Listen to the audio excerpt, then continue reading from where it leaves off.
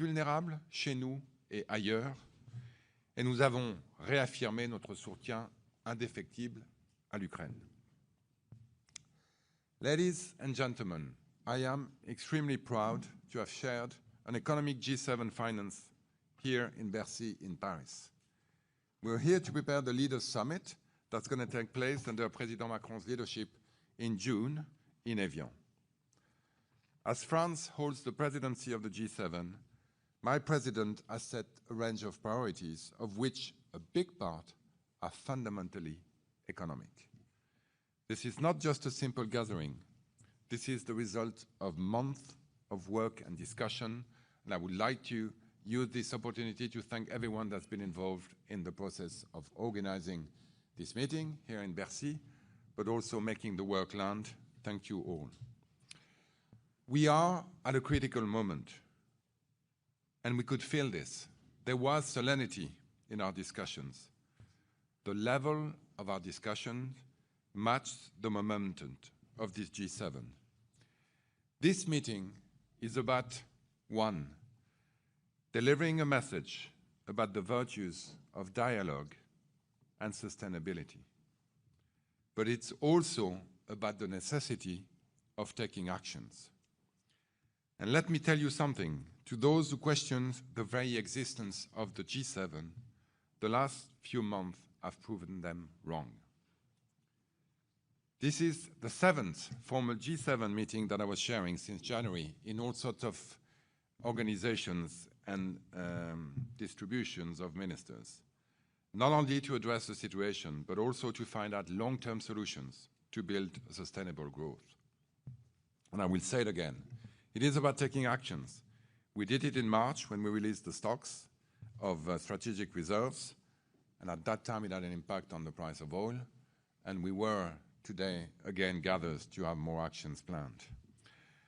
Those past 2 days we had demanding conversations, but very constructive discussions with the G7 finance ministers, with the central banker, in a spirit of cooperation, of shared responsibility, and in a very good working atmosphere, I have to say. I would like to give a special greeting to my colleague and friend, François Villeroy-de-Galhau. He's not going to like the 2 seconds I'm going to spend on him, but still. But not more than 2 seconds. Not more than 2 seconds. Thank you very much for your outstanding work, not only during this G7, but for decades, including the last decade, at the service of the Bank of France. You've played a key role in the French economy, in the European economy, in the global economy.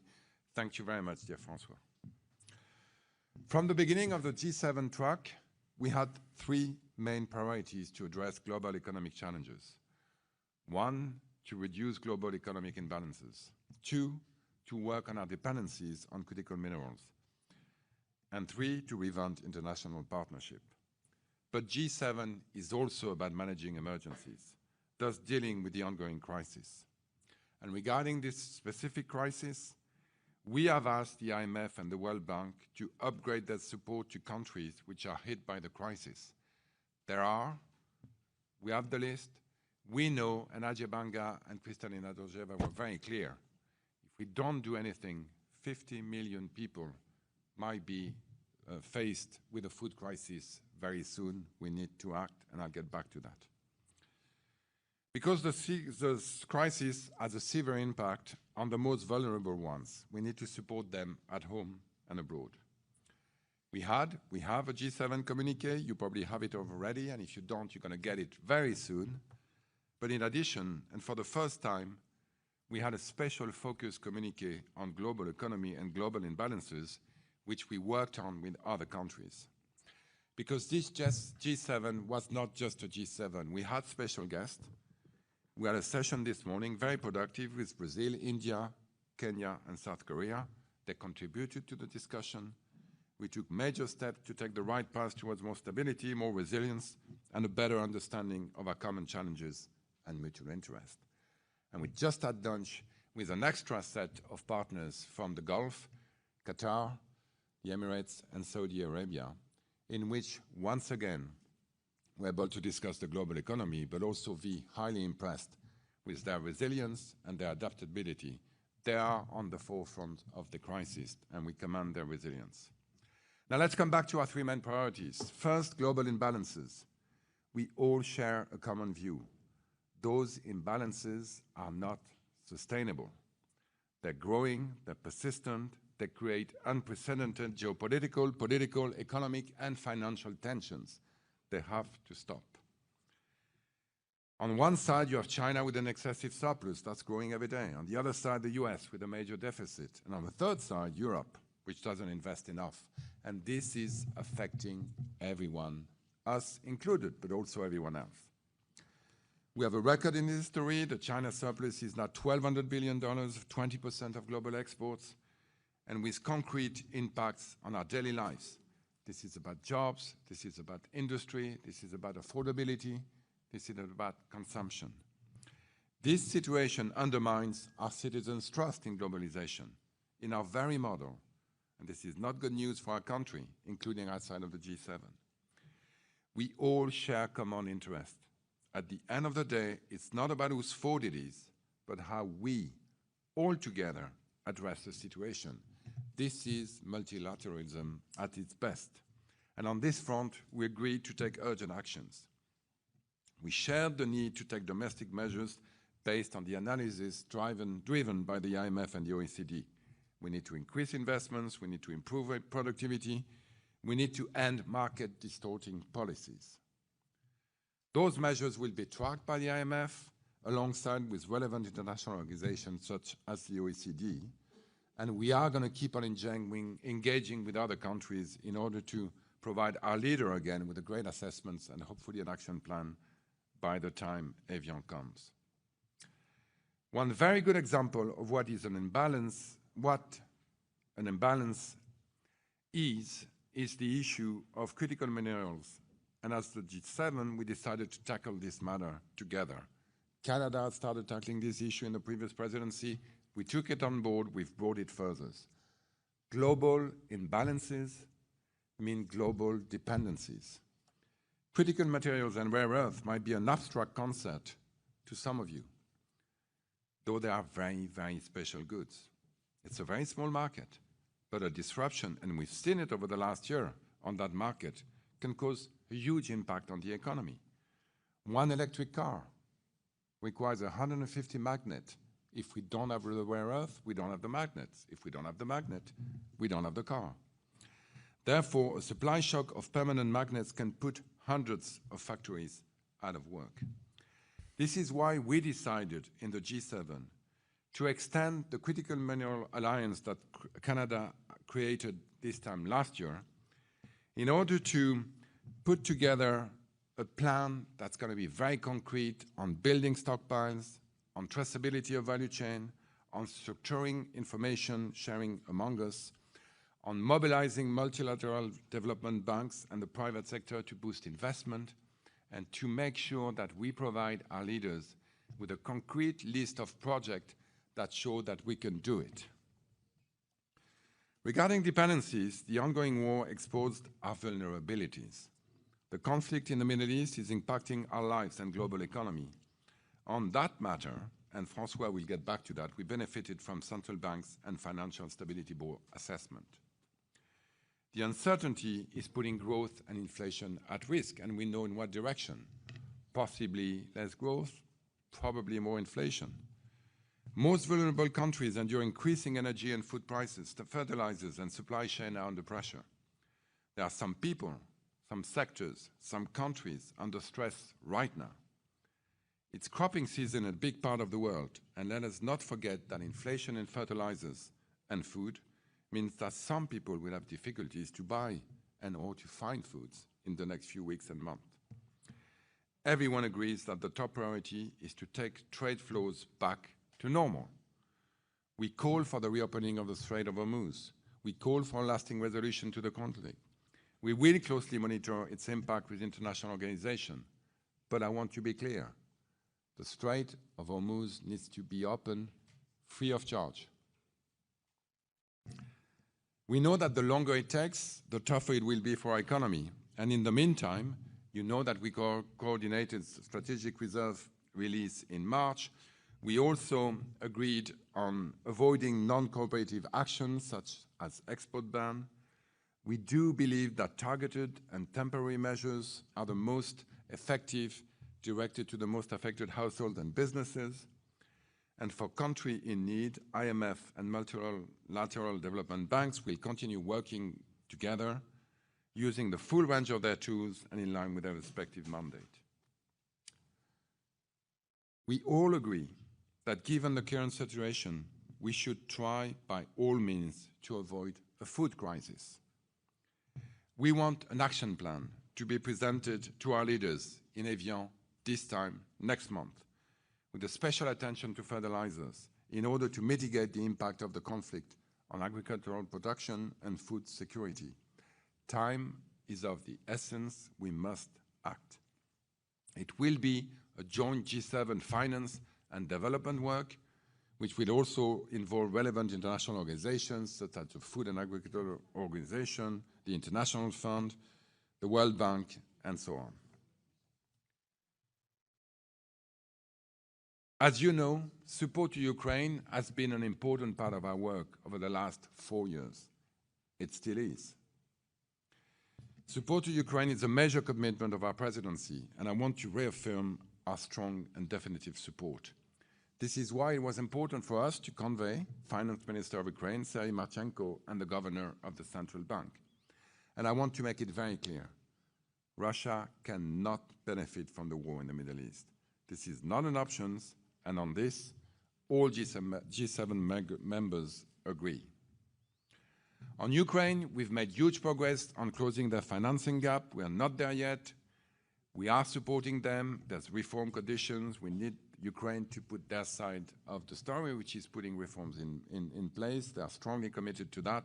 We are strongly committed in maintaining and pursuing sanctions and pressures on Russia to prevent them from getting critical revenues and financing the war effort. And in addition, we committed to finance the repair of the Chernobyl confinement. Ladies and gentlemen, before I give the floor to François, I would just like to reiterate that this was an important, very important, extremely important meeting addressing the major economic challenge of the 21st century. I'm very well aware of just how important this is. My colleagues are very well aware of just how important it is. We know our responsibility on this critical moment. In the face of geopolitical events, in the face of economic imbalances, in the face of our dependencies, multilateralism is not an ideal, it's not an option, it's the most powerful tool. The law of the fittest just doesn't work. We're ending this with a shared commitment to build a more stable, a more resilient, a fairer global economy. The road ahead is demanding, but our will is even stronger. To this end, we've been working since the first day. Now we need to drive this momentum through to the Evian Summit between the 15th and the 17th of June. Thank you. François, c'est à toi. Merci, Monsieur le Ministre. Cher Roland, allow me one personal word in French and some compliments in English. Le mot personnel, il se trouve, le ministre l'a dit, que c'était mon dernier G7. Je peux dire, avec le recul de 11 années, et donc beaucoup de points de comparaison, que le G7 de Paris, ce G7 de Paris, a été un très bon G7. Et ce n'est pas seulement nous qui le disons, c'est aussi nos collègues des autres pays qui étaient là. Très bon G7, ce qui m'a frappé, c'est parce que les discussions intervenaient évidemment dans un moment difficile, mais je crois qu'elles ont eu 3 caractéristiques qui font le succès. Elles ont été sans complaisance et lucides face à la gravité de la situation, face aussi aux désaccords. Elles ont été libres entre responsables de haut niveau, et puis elles ont été en confiance. If I now come to the substance, and only to complement what the minister said about the outcome, may I insist about some deliverables of what I call pragmatic multilateralism. Yes, multilateralism is of the essence, but we should be pragmatic in our deliverables. How can we improve the life of our fellow citizens? Let me quote 3 examples we touched upon. First, cyber. And we had the conclusion of a so-called cyber exercise, and we decided to strengthen our common work among G7, facing, as we all know, increasing threats. Second, extreme weather events. And you will see in the communiqué there are at least 2 paragraphs on this issue, which we discussed at 7, and in a pragmatic manner. Again, to quote one figure, according to private insurers, the cost of extreme weather events, the economic cost, has been more than $200 billion last year, 25. And this cost has increased, in average, through the last 30 years, of at least 5% each year. So the issue of insurability, fulfilling the protection insurance gap, is a key issue. There are private solutions or private-public solutions. We decided to go on working on these solutions in the G7 framework. And third example, and I pay tribute to you, Minister, and to your team, fight against financial crime. There is a very important conference organized this afternoon, but we had the GAFI in French, or FATF chairwoman, coming. As you know, FATF was created by the G7 in Paris in 1989. It's based in Paris, and it's also for the good of our fellow citizens. Think of drug traffic, drug dealers. When we fight against illicit flows, we endeavor to improve the life of our fellow citizens. Can I conclude with 2 issues we discussed more as central bankers in 2 dedicated sessions? I could have mentioned also, and you will see it in the deliverables of the G7, quantum computing, or all our work on non-bank financial intermediation. This refers to financial stability. But I would like to conclude with 2 issues we discussed more as central bankers. First, cross-border payments.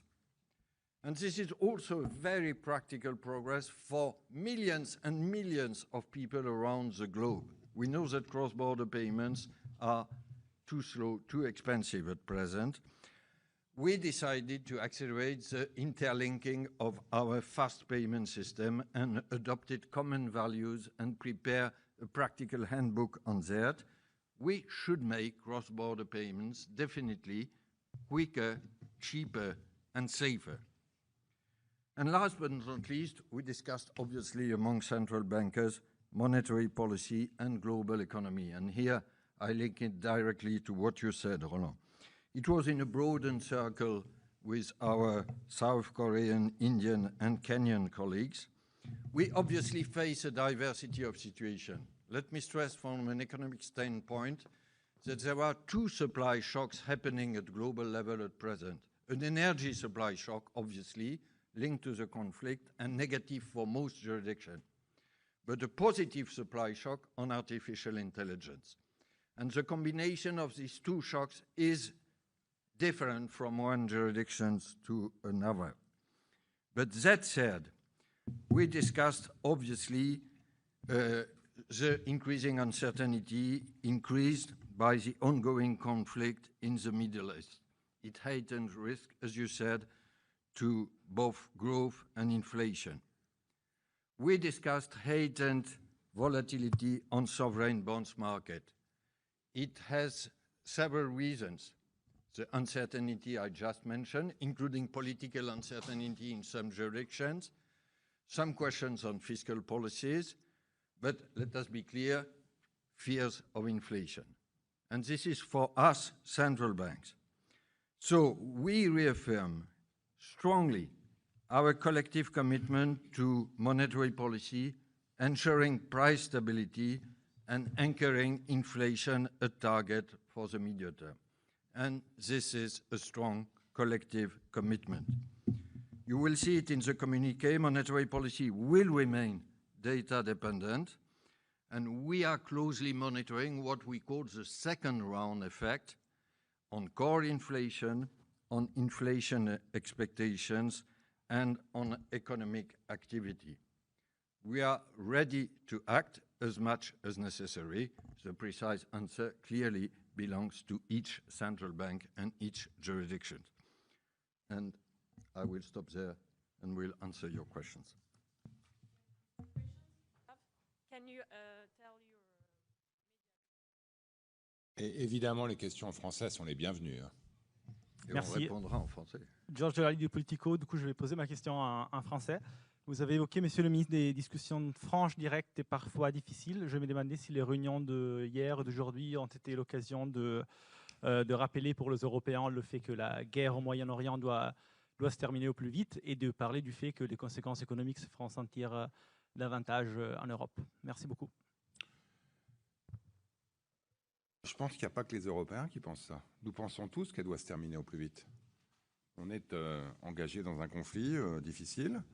Nous sommes évidemment tous convaincus que l'Iran ne doit pas avoir accès à la bombe atomique, que les enjeux balistiques doivent être traités. Et tout ça, je dirais, je le laisse à mes collègues qui s'occupent de géopolitique. Mais nous sommes tous évidemment conscients que le plus tôt on ouvrira le détroit d'Ormuz, le plus tôt ce nœud économique d'un conflit géopolitique sera tranché, le mieux on se portera tous. Mais je l'ai dit, je vous le répète, ça ne se fera pas à n'importe quel prix, notamment au prix de je ne sais quel péage qui contreviendrait de manière flagrante au droit international. Voilà, on fait face à une réalité, on est un monde avec lequel on vit et on fait tout pour, en collectif, s'assurer que les conséquences économiques de ce choc sont les plus limitées possibles. Et notamment, j'insiste là-dessus, pour les plus vulnérables, parce que ça a été notre focus depuis 2 jours et ça le reste. Bonjour, Monsieur le Ministre. Juste une question en anglais. Ross Cullen from Channel News Asia. You said that you were aligned with your G7 colleagues that Russia must not benefit from the war in Ukraine. The United States has announced another waiver of sanctions on Russian oil. Do you agree with that extension of the waiver if you're aligned with your G7 colleagues? And separately also on your discussions with Mr. Bessent, did you call again with him for the reopening of the Strait of Hormuz? And did you get any sense from the United States delegation of their next moves in terms of the conflict? Thank you. Well, we all agree, Scott Bessent included, that we should open the Strait of Hormuz as soon as possible, not at any cost, and certainly free of charge. You know, he's given us a bit of an update on the state of the conversation. One of the beauties, and I know it's frustrating for some of you guys of the G7, and that not everyone we say necessarily comes out of the room. I was talking to someone who was involved in G7 a long time ago, who said to me that at first, a G7 was a meeting behind closed doors with 7 leaders, no staff, no agenda, no note-taking. I mean, we've gone much further, and we're now having a press conference exchanging with you on what we've said and the outcome. We have a communique. There's tons of work being done. There's still conversations that are not going to come out because this is the beauty of the exercise. On the waiver on Russian oil, this is certainly not a G7 decision, so I'll let you ask Scott Bessent why and how they decided to do that. But I can tell you that the willingness of the G7 to keep on putting pressure on sanctions on Russia was unanimous, and that nobody wants Russia to have a windfall profit of what's going on in the Middle East. Lee Thomas from Reuters. You mentioned domestic measures to address the unsustainable macro imbalances. What precisely do you have in mind, and how can having the IMF and the OECD track those make a difference? And then secondly, on the critical materials, have you sort of narrowed the options on the common toolbox? What are the concrete steps that you're going to take going forward? So on the global imbalances, I think we all understand that it's not about finger pointing. It's not about telling you should do this or you should do that. And suddenly we all reply to our parliaments, I don't want to go to the French parliament telling them that the G6 has told the 7th number, which is me, to do this and that. The idea, and I know it's a conversation that requires a change of mindset, not a mindset that thinks that in every conversation there's a winner and there's a loser, but that we can have conversations together where together we can win-win. And that's what the IMF analysis, and that's what Ellen Red's economist group has brought to the table as well, which is at the end of the day, if each of us does the right thing, we'll all together be better off. I said very simply, Europe needs more investment. I said very simply, China needs more consumption. And I said very simply, the US deficit needs to go down. Well, guess what? When you talk to these people, every one of us says that we should do it. The question is, can we have a way of doing this together, coordinating ourselves, doing it simultaneously, because everyone around the table admits that if we do it together, it's going to be more efficient. And that requires a conversation that hasn't happened yet. There's been lots of bilateral discussions. The president would like to, my president, Emmanuel Macron, would like to engage with all the actors, and including China, that wasn't here today, but also Brazil, India, some countries of Africa, Europe, the US and others, Canada and others, to make sure that together we can find a roadmap. And hopefully this is going to happen between now and Evian. We're not there yet, but we had great productive conversation on this. On the raw material and critical mineral acts, the way I would describe the Lego we tried to build is threefold. One, the International Energy Agency was created in the 70s, faced with, at that time, a big oil shock that made us realize that we didn't have the tools to follow the market, to understand where inventories were, to understand where vulnerabilities were. So we want to be able, together, as a G7, to follow that market. We're probably going to call that a task force. The idea is not to build a new agency. The IEA is doing a great job. The OECD is doing a great job. But we want to be able to monitor the market, to understand them, to understand where stockpilings are missing, to make sure that we are able as a group to say, okay, the market's okay, no need to act. Or the market's not okay, and there's one of those markets where we need to act. Two, there's discussions on agreements that could take different ways, that are taking place at the initiative of the US, that could look at different ways and tools of addressing market inefficiencies. There could be price floors, there could be tariffs, there could be quotas, and this is an ongoing work that hasn't completely landed yet. But three, I think most importantly, we need to show that together we are able to change the conversation, make things happen on the ground that are changing the balance of power for those rare earths that are becoming critical to electrification. 2 weeks ago, I was in the southwest of France, looking at a factory that's been financed by US, Japan, and France, that's going to recycle and produce 10% of the rare earth we need in the world, in Pau, in Lac, in the southwest of France. And those 10% are going to be half of taken by Japan. This is, again, what you call, Francois, multilateralism on the ground, pragmatic multilateralism. We are showing the ground that we can produce alternative to a market for which it has to be acknowledged we have a monopoly today from one country. If I may add one word on the part of the question referring to domestic measures, if I got it rightly, Lee. There was unanimous agreement around the table that such measures should be, you remember the famous triple T, targeted, temporary, and tailored. Unanimous agreement. Can I add two practical observations? First, so far, and the IMF has an IMF tracker, measures taken past jurisdictions, I don't say they all perfectly comply with the 3 Ts, but such measures are much more limited than after 22. And rightly so, if you look at the quantum compared to GDP. And may I add, Mr. Minister, a remark for France as a very independent central banker. So far, I think the sober answer by the French authorities is welcome in this period. Because we all know if we don't respect the triple T, it creates fiscal problem, obviously, but it was reminded yesterday, it increases oil demand globally. And this is exactly the contrary of what we should do. Yeah, thank you so much. Susumu Sakamoto from the Asahi Shimbun, Japanese media. Regarding the food security, have you discussed any specific measures, including setting the corridor for fertilizer? Yeah, I mean, as you know, that was one of the US ideas that was brought forward at the G20 in Washington about a month ago. This is one of the options we could look at. We have to make sure that the most vulnerable countries, it's cropping season there, cannot be durably affected by the crisis on fertilizers. So this could be one of the options. There's other options in terms of diversification of supply and maybe stock depiling, that could happen as well. But we certainly are willing to do whatever it takes to make sure that no food crisis is coming after this Gulf War.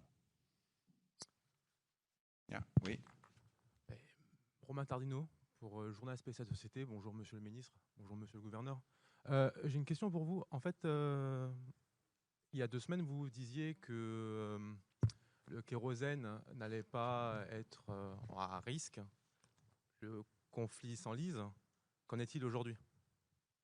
J'ai la même réponse qu'il y a 2 semaines. Heureusement, on suit les choses évidemment de très près, mais quand on regarde le marché du kérosène en Europe, en France singulièrement, puisque c'était la réponse à une question qui m'était posée il y a 15 jours à l'occasion de l'évocation de la saison touristique de cet été, le fait qu'on ait augmenté nos capacités de raffinage, le fait qu'on ait diversifié nos approvisionnements, notamment en provenance des États-Unis, qui eux-mêmes ont augmenté leur production de kérosène, fait que nous sommes confiants sur notre capacité collective cet été à s'assurer que les avions puissent voler en France, de France et vers la France. Yeah. Bonjour, Mathilde Demi, France Inter. 2 questions pour chacun d'entre vous. Monsieur le ministre, je veux bien que vous repreniez en quoi cette réunion du G7 va permettre de temporiser les conséquences de la crise actuelle pour nos sociétés. Et monsieur le gouverneur, est-ce que le fait d'avoir vu tous les banquiers centraux vous a permis d'arrêter une décision ou des avancées en vue des réunions futures de juin, sachant que tout le monde avait décidé de temporiser? Et puisque vous parliez d'indépendance tout à l'heure de la Banque centrale, petite question franco-française, puisque les députés socialistes ont choisi de ne pas soutenir Emmanuel Moulin en commission. Est-ce que vous pensiez que votre succession serait si compliquée? Merci. Tu veux commencer? Oh non, non, honneur au ministre. Bon, face à une crise globale, le G7 a une fois de plus montré son intérêt. À la fois, je dirais, entre nous 7, mais aussi au-delà. Les discussions qu'on a eues avec nos amis kenyans, nos amis indiens, nos amis brésiliens, puis avec nos amis du Golfe au déjeuner, nous ont montré que la meilleure manière de gérer cette crise, c'était de se concentrer sur les plus vulnérables. Des mesures à taille unique qui concerneraient tout le monde, y compris ceux qui n'en ont pas besoin, que ce soit des secteurs, que ce soit des ménages, que ce soit des pays, serait évidemment une mauvaise manière de répondre à cette crise. Pourquoi? C'est ce qu'on appelle une crise d'offres, un choc d'offres. On manque du jour au lendemain d'une partie du pétrole mondial. Et si on répond globalement en subventionnant massivement la demande, on va se retrouver avec un déséquilibre encore plus marqué.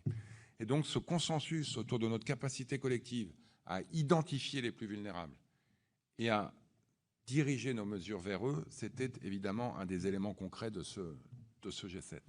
Mais surtout, nous avons, avec le FMI, avec la Banque mondiale, identifié ces plus vulnérables. Et nous avons en tête un certain nombre de pays aux côtés duquel il va falloir être de manière très concrète, avec des instruments qui existent, au service du Fonds monétaire et de la Banque mondiale, pour les aider. On a des pays aujourd'hui, l'Irak par exemple, qui est un pays qui dépend cruellement de ses ressources de pétrole et qui aujourd'hui est évidemment incapable de les exporter. Nous devons focaliser nos mesures sur le soutien à l'Irak. Évidemment, le Fonds monétaire et la Banque mondiale travaillent. Donc de manière très concrète aujourd'hui, au-delà des enjeux de sécurité alimentaire dont je parlais tout à l'heure, ce G7 nous a permis de prioriser, de séquencer et de focaliser notre aide sur ceux qui en ont le plus besoin. Sur vos 2 questions, je vais commencer par la dernière. Vous n'allez pas être surpris par ma réponse. Concernant la nomination de mon successeur, il y a une procédure qui est prévue par la Constitution et les lois de la République. Elle se déroule, laissons-la se dérouler. Et effectivement, il y a les auditions parlementaires demain. La Banque de France n'a fait aucun commentaire, ni votre serviteur, depuis le début de cette procédure. Elle n'a pas à en faire. Alors, en ce qui concerne la politique monétaire et les rencontres entre banquiers centraux, nous n'avons pas eu, je l'ai dit tout à l'heure, de discussion pays par pays ou région par région concernant la zone euro. Alors, il se trouve que je ne participerai pas, étant parti, à la prochaine réunion des conseils des gouverneurs de début juin à laquelle vous faites allusion. Je veux simplement redire 2 choses. La première, c'est la volonté générale, je le rappelais tout à l'heure, d'agir dans toute la mesure nécessaire pour ramener l'inflation à sa cible de 2% dans notre cas, à moyen terme. Ça veut dire agir et non pas surréagir, ça veut dire disposer des informations en ce qui concerne les effets de second tour, l'inflation sous-jacente, les anticipations d'inflation, notamment des ménages et des entreprises, les salaires, mais nous serons prêts à agir comme il le faut parce que nous avons une obligation de résultat. Les ménages et les entreprises français et européens peuvent nous faire confiance pour assurer cet ancrage de l'inflation à 2%. Je le redis très fortement. L'autre chose, si vous me permettez une remarque un peu plus spécifique sur le débat européen, mais je n'irai pas plus loin, je crois qu'il ne faut pas focaliser le débat seulement sur le calendrier. Vous permettez de le dire avec un sourire, quand on était au mois d'avril, c'était qu'est-ce que vous allez faire 20 avril. Maintenant, c'est qu'est-ce que vous allez faire début juin. Je vais le dire en anglais parce que ça s'y prête mieux. The main question is not about the date, it's about data. Pas un calendrier, mais des données. J'ai dit à l'instant quels sont les éléments de notre fonction de réaction liés au second tour. Après, ce sera au Conseil des gouverneurs les 9 et 10 juin de décider selon ces données. On prend une dernière question peut-être ? Oui. Dernière question. Allez-y. Bonjour, merci beaucoup. Marie Viennot, France Culture. Est-ce que vous avez parlé, parce que vous nous dites que tout le monde était d'accord pour dire que le multilatéralisme, vraiment, c'était la solution. Est-ce que vous avez parlé du commerce et notamment de la politique américaine qui n'a pas été très coopérative l'année dernière? Est-ce que c'est un sujet qui a été abordé et quelles solutions vous y voyez? Et quand vous nous parlez d'actions concrètes, vraiment, il faut qu'on we need to take action, tout ce que vous dites, etc. Donc là, vous nous donnez l'exemple, par exemple, de l'aide du FMI et des pays qui pourraient être... Mais est-ce que vous avez d'autres exemples à nous donner? Puisque vous parlez notamment des engrais, que c'est la saison où, justement, on en a besoin. Et est-ce qu'il faut attendre le G7 d'Évian en juin pour avoir vraiment la traduction concrète de ce que vous nous dites, ou déjà aujourd'hui il y a des choses qui ont été décidées, ou alors en fait ce que vous nous amorcez, tout ce qui va être concret en juin. Merci. Peut-être pour répondre de manière un peu simpliste peut-être à votre question, l'idée de ce G7 Finance, c'était un peu de faire la passe décisive à nos leaders. C'est vrai qu'un certain nombre de sujets importants sont en passe d'être finalisés, mais parce que le président de la République a souhaité que ces sujets soient abordés au plus haut niveau, parce qu'ils concernent des sujets extrêmement importants, parce qu'ils concernent aussi l'avenir du monde, nous avons, je pense, pas mal avancé le travail de manière à ce que nos leaders puissent, je l'espère en tout cas, le conclure sur des sujets aussi importants, très concrètement, que les minerais critiques, que le règlement des déséquilibres globaux, qui peut parfois apparaître un peu théorique. Mais si la France a perdu des dizaines d'usines ces 30 dernières années, c'est du fait de ces déséquilibres globaux. Si aujourd'hui les marchés financiers, je ne veux pas dire qu'ils nous inquiètent, mais en tout cas ils nous occupent et parfois même ils nous préoccupent, c'est en grande partie du fait de ces déséquilibres globaux. Donc il est important évidemment d'avoir tout ça en tête et les leaders trancheront. Sur le commerce international, bon, d'abord je ne suis pas sûr que tout le monde considère que le multilatéralisme soit la solution à tout. Ça, c'est ma conviction. Je pense que cette réunion a montré qu'effectivement, sur tous les sujets, au fond, plus on parle, mieux on est. Et je pense, y compris d'ailleurs les États-Unis, qui nous ont par exemple remerciés quand on a libéré les stocks stratégiques au mois de mars de manière collective, reconnaissent quand même que parfois, ça peut aider. Est-ce que ça veut dire qu'on est d'accord sur tout? Non. Sur le commerce international, c'est une des questions que vous évoquez. Évidemment, nous ne sommes pas d'accord. Et dès qu'il faut rappeler à Scott Bessent que je ne suis pas d'accord avec lui sur l'utilisation des tarifs dans la correction des équipes globaux, je vous rassure, je le fais. Mais une fois qu'on ait ces désaccords, notre capacité collective à trouver des lieux où on peut se mettre d'accord, où on peut avancer ensemble, on peut même parfois essayer de se convaincre qu'on peut avancer ensemble, sont évidemment les bienvenus. C'est pour ça que le G7 avait été créé dans les années 70, à un moment d'un autre choc pétrolier, à un moment d'un autre conflit mondial. On continue à le faire et je suis très heureux de voir qu'au fond, ça fonctionne. Merci beaucoup. Merci à toutes. On continue avec la conférence No Money for Terror, une conférence très importante. François l'a dit, on a de manière très concrète au coin de nos rues souvent des matérialisations très réelles. On a 75 délégations présentes ici pour s'assurer que le financement illicite des activités illégales ne soit plus dans le monde, y compris avec les outils modernes. Merci.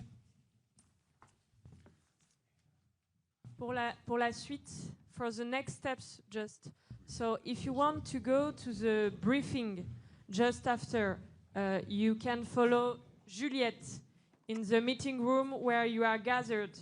If you want to go to the doorstep of the NMFT conference for the doorsteps, you can follow Elvire over there, which is at the entry, okay? If you want to, for the briefing, we will send you the text. So if you are not here, you will have the text.